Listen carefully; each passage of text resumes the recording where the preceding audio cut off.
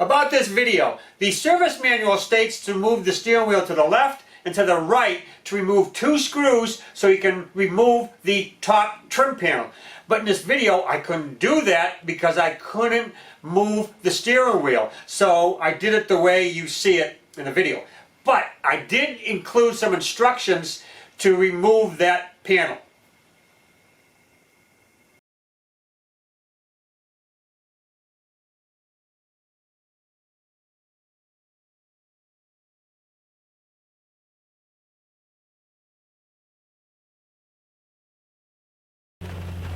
First thing we're going to do is remove the negative battery cable from the battery.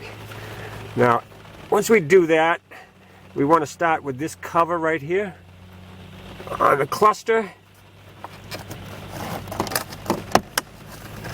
Pop that up, slide it back, and underneath there you'll see a 7mm headed screw. So we're going to remove that now.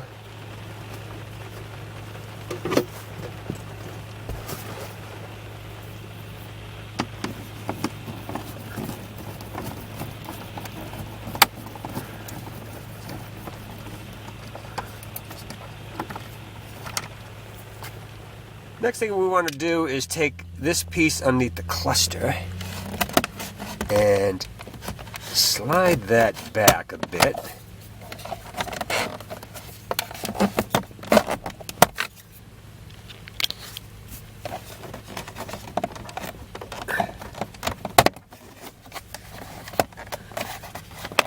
And once we do, we can see a 7mm headed screw there, and one on the other side. So if we're careful, we can get those out right now without removing anything else to get at the screws. Alright, let's remove those 2 now. I'm using a nut driver.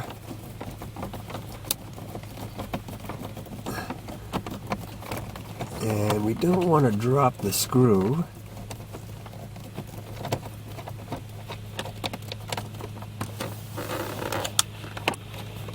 Okay, I got it.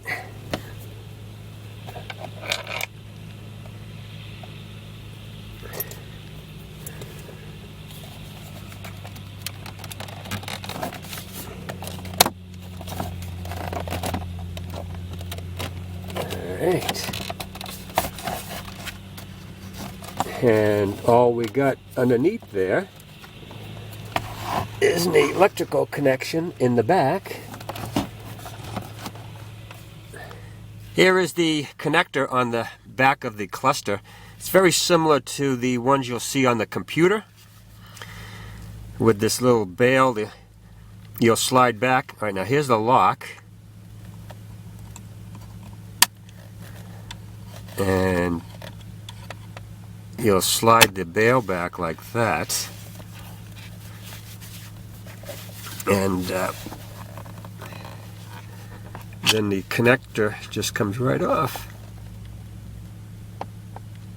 See that? Just like the ones you'll see on the computer.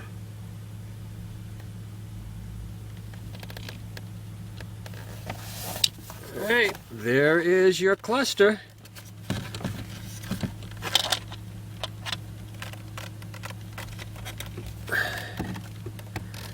It's all out.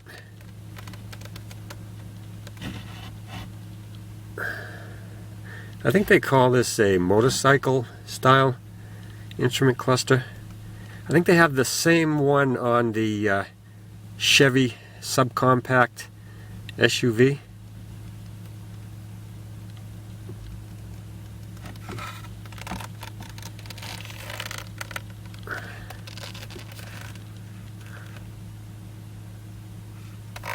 That's it. So that's all there is to removing an instrument cluster from your Chevrolet Sonic.